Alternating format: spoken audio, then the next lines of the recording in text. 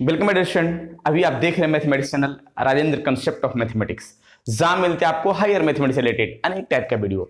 और अभी हम डिस्कस करने वाले हैं पार्शियल डिफरेंशियल इक्वेशन अर्थात नॉन पार्शियल डिफरेंशियल इक्वेशन का बेहतरीन टॉपिक जो स्टैंडर्ड फॉर्म 4 का डिस्कस मैंने पिछले क्लास में कुछ वर्किंग रूल के साथ किया था और कैसे पहचानेंगे कि स्टैंडर्ड फॉर्म 4 का ये प्रोसेस है, राइट। और इसके पहले मैंने standard form first second third का डिस्कस कर चुके हैं, पहचानने का तरीका भी और बनाने का तरीका भी, और किस तरह से उसका वर्किंग रूल होगा वो पूरी प्रक्रिया जो आपके एग्जाम में पूछे हुए क्वेश्चन है प्रैक्टिस करते हुए मैंने डिस्कस किया है। क्लियर।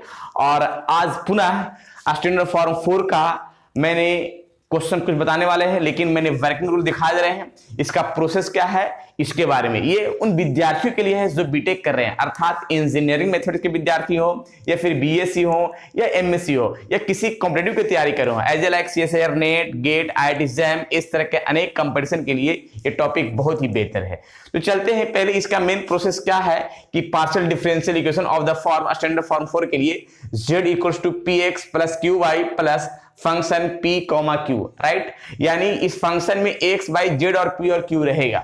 मैंने ऐसा ही बताया था स्टैंडर्ड फॉर्म फर्स्ट का, सेकंड का, थर्ड का, और 4 का सामने दिख रहा है, यानी 4 में सभी रहेगा। पहले वर्किंग रूल में लिखा है कि right the given partial differential equation standard form 4 z equal to px plus qy plus function p comma q, right. Second में है कि सेकंड वर्किंग रूल में कि जब जहां p रहेगा वहां a पुट कर देना है और जहां q रहेगा वहां b पुट कर देना है। किस इक्वेशन में? गिवन इक्वेशन, जो क्वेश्चन दिया रहेगा उसमें। और पुट करने के बाद थर्ड में लिखा है कि so the complete solution of given equation is written as z equal to, जहां p था वहां a पुट कर दिया है, जहां q है वहां b पुट कर दिया, जहां p है वहां a पुट कर दिया, जहां q है वहां b पुट कर दिया, राइट। तो इस तरह से हम स्टैंडर्ड फॉर्म 4 का कंप्लीट सॉल्यूशन या कंप्लीट इंटीग्रल फॉर्म निकाल सकते हैं। क्लियर। चलिए, तो ये हो गया। अब इसी में हम एक फॉर्म और बताना चाह रहे हैं, सिंगुलर सॉल्यूशन या सिंगुलर इंटीग्रल क्या होता है, उसका थोड़ा सा डिफिनेशन का फॉर्म हम डिफाइन करते हैं इसको मिटाने के बाद, राइट। चलिए सिंगुलर इंटीग्रल क्या है इसके बारे में थोड़ा डिस्कस कर लेते हैं। देखिए लिखा है eliminate a and b between f equal to 0, partial differentiation function of f को a के रिस्पेक्ट में किया गया, उसके बराबर 0 कर देना है। फिर फंक्शन ऑफ f जो है उसका भी पार्शियली डिफरेंशिएट b के रिस्पेक्ट में करेंगे और बराबर क्या कर देना है? 0 कर देना है। और ये सभी का फंक्शन 0 के बराबर करने के बाद मेरा a और b क्या हो जाएगा? इलिमिनेट हो जाएगा। और जब a और b इलिमिनेट हो जाएगा तो वही कहलाएगा सिंगुलर इंटीग्रल फॉर्म। ठीक है, वो किसमें? तो लिखा है corresponding to singular solution of Clairaut form, right. अब इसको हम जो सिंगुलर इंटीग्रल फॉर्म है इसको निकालने के लिए जब तक कि एग्जाम्पल नहीं हम परफेक्ट बताएंगे तब तक कि क्लियर नहीं होगा। तो थोड़ा सा इसका एग्जाम्पल दिखाते हैं कि क्वेश्चन कैसे रहेगा और किस तरह से पार्ट बनाएंगे जो, राइट। एक क्वेश्चन पहले दिखाते हैं उसके बाद कहानी बनेगा। क्लियर। चलिए, मैंने क्वेश्चन लिखा है कि find the complete and singular integral of the following partial differential equation z equals to px plus qy plus p square plus q square. अब इसको कंप्लीट इंटीग्रल फॉर्म निकालना है जिसको कंप्लीट सॉल्यूशन भी बोल सकते हैं, और एक सिंगुलर सॉल्यूशन निकालना है जिसको सिंगुलर सॉल्यूशन भी बोल सकते हैं, राइट। कैसे निकलेगा जरा देखिएगा। सबसे पहले हम यहाँ लिखते हैं सॉल्यूशन का प्रक्रिया में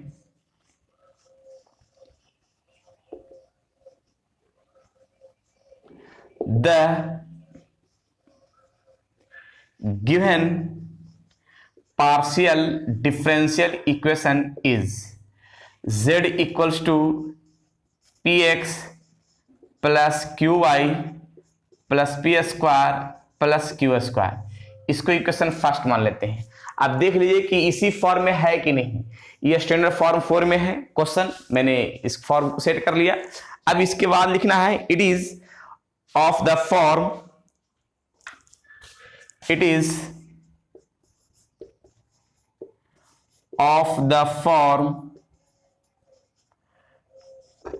z equal to px plus qy plus f p comma q। यानी ये फॉर्म जो है इस तरह का फॉर्म में सेट है। क्लियर। अब यहां पे करना है नाउ पुट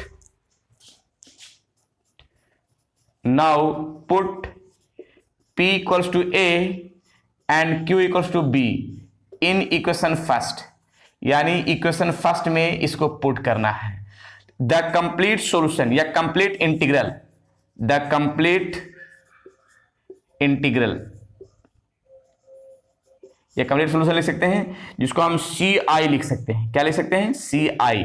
अब सी आई में क्या होगा? z equals to, z equal to क्या लिखाएगा? जहां x है, जहां p है वहां a पुट होगा, तो यहां ax प्लस जहां q है वहां b पुट होगा, vy प्लस जहां p है वहां a स्क्वायर, जहां q है वहां b, राइट। तो which is the complete solution of the given equation, right, which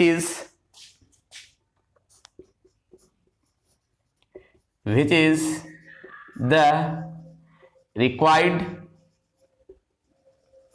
complete solution या complete integral, complete solution of the given equation, पहला answer, right. Find the complete, यानी complete का ये पहला आंसर हो गया जो सामने दिख रहा है, यही आंसर होगा z equal to ax plus b y plus a square b square, right. अब इसका हम आगे का फॉर्म दिखाते हैं। अब इसमें एक काम क्या करते हैं कि जो मैंने यहां पे z बराबर कंप्लीट निकाला है, इसका हम डिफरेंशिएट कर लेंगे। इसका डिफरेंशिएट करेंगे a के रिस्पेक्ट में और इसका डिफरेंशिएट करेंगे b के रिस्पेक्ट में, एक एक करके, और a का रिस्पेक्ट में डिफरेंशिएट किया जाएगा, उसके बराबर 0 कर देना है, वैसा ही फिर आगे का। तो लिखते हैं यहां पे आगे का प्रक्रिया में, again z equals to ax plus b y plus a square plus b square. यहां पे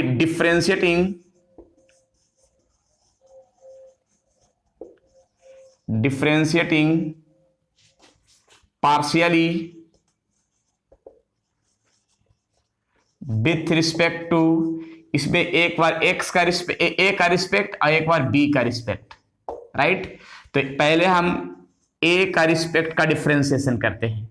जब a का रिस्पेक्ट का पार्शियली डिफरेंशिएट अगर करते हैं तो मेरा ax में x कांस्टेंट हो जाएगा, तो x बाहर होगा, x जब बाहर होगा तो a का पार्शियली डिफरेंशिएट 1 हो जाएगा, राइट। वैसा ही b और y दोनों कांस्टेंट होगा, ये 0 हो जाएगा, राइट। यहाँ पे a स्क्वायर का डिफरेंशिएशन a के रिस्पेक्ट में 2a लिखाएगा और b स्क्वायर का 0 होगा, राइट। अब इसके बाद देखिएगा partially differentiate dz by del a का क्या क्या दिया हुआ है? 0 दिया हुआ है, 0 लिख दिया, और इक्वल टू x प्लस यहाँ पे लिखाएगा 2a, जिसमें से हमको a का वैल्यू निकालना है। तो a का वैल्यू निकालने के लिए एक काम किया जाएगा कि यहाँ पे a का वैल्यू निकालने के लिए 2a equals to minus x, अर्थात a बराबर लिख सकते हैं minus a by 2, right. a का फॉर्म आ गया। अब इसके बाद पार्शियली डिफरेंशिएट b के रिस्पेक्ट में करते हैं, पार्शियली डिफरेंशिएट b के रिस्पेक्ट में किया जाएगा। तो b के रिस्पेक्ट में इसी में हम करते हैं, तो a और x दोनों कांस्टेंट पार्ट होगा, 0 हो जाएगा, और b और y में y कांस्टेंट होगा, और b का पार्शियली डिफरेंशिएट b के रिस्पेक्ट में 1 हो जाएगा, और a स्क्वायर 0 हो जाएगा, और b स्क्वायर का 2b लिखाएगा। क्लियर है?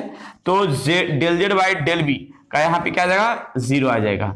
अब ये हो जाएगा 0 प्लस y और यहाँ पे प्लस 2b, राइट। अब इसका फॉर्म, इस 0 को तो हटा ही में फायदा है। अब यहाँ पे एक काम करेंगे कि b के वैल्यू निकालने के लिए एक काम करेंगे कि 2b बराबर माइनस y, जिसमें हम लिख सकते हैं b equals to minus y upon b, right. ये फॉर्म जो सामने दिख रहा है ये परफेक्ट है, और इसी फॉर्म में a और b का वैल्यू हम पुट करेंगे। तो a और b का वैल्यू पुट करेंगे और उसके बाद प्रक्रिया को हम सोल्व करेंगे। तो देखिए a और b का वैल्यू पुट करेंगे, किसमें करेंगे? इसी में, जिसमें कंप्लीट इंटीग्रल फॉर्म आया है। तो देखिएगा z इक्वल्स टू, यहां पे आया है क्या? ax। तो देखिए a के स्थान पर हम पुट करेंगे कितना? a के स्थान पर नाउ पुट, यहाँ पे एक ax plus b y plus a square plus b square लिख देते हैं, और इसमें हम पुट करने के बाद इलिमिनेट करना है ना, इलिमिनेट जो है करना होगा, तो यहाँ लिखना होगा इलिमिनेटिंग a एंड b, थोड़ा सा एक लाइन लिखना होगा, इलिमिनेटिंग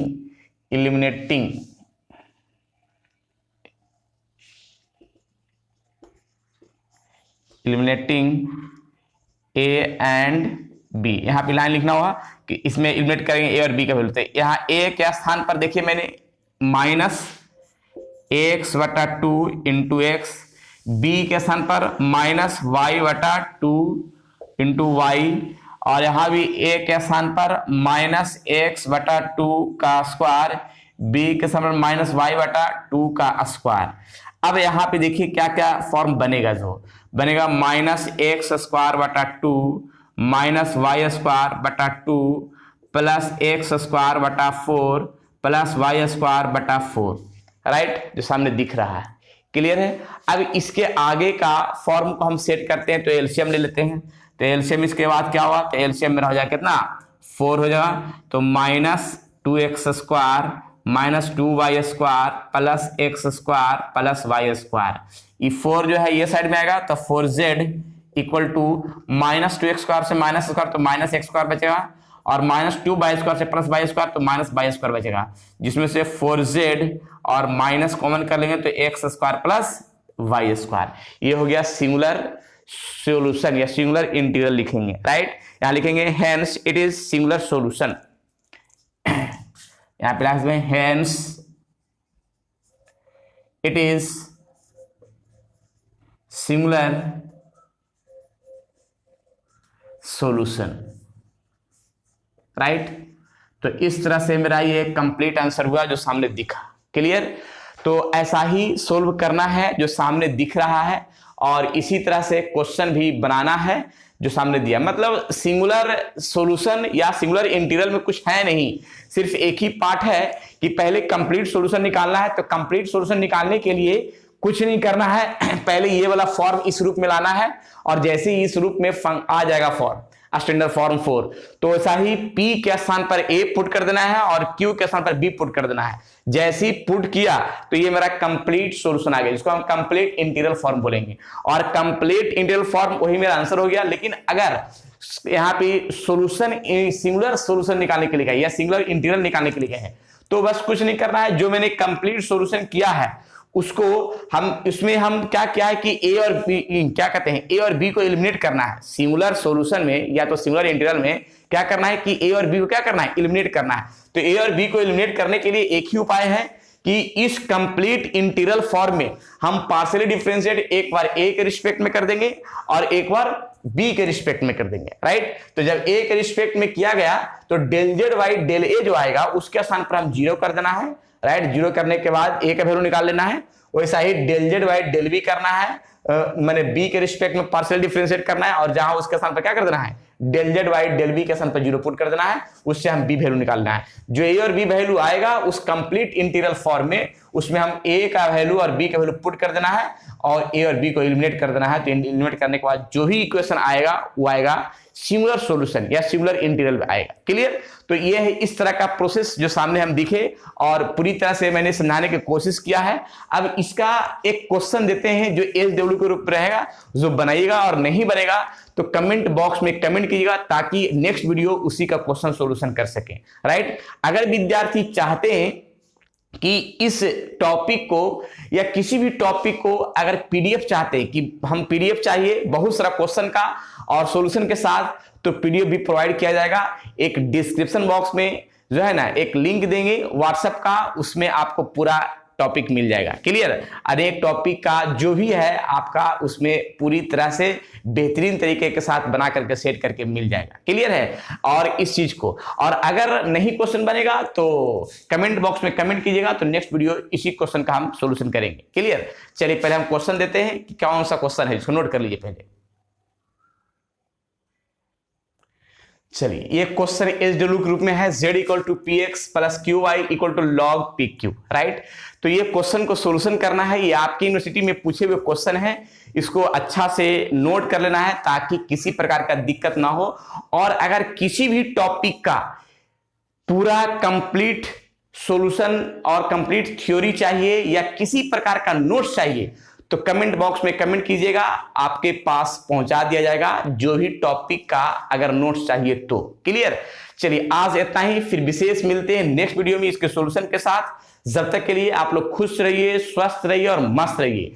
पढ़ते रहिए। Non linear partial differential equation का बेहतरीन टॉपिक स्टैंडर्ड फॉर्म 4 का डिस्कस कर रहे हैं, पूरी बेहतरीन क्वेश्चन के साथ बहुत सारे क्वेश्चन बताने वाले हैं और प्रैक्टिस करवाने वाले हैं। राइट, चलिए आज इतना ही, फिर विशेष मिलेंगे नेक्स्ट वीडियो।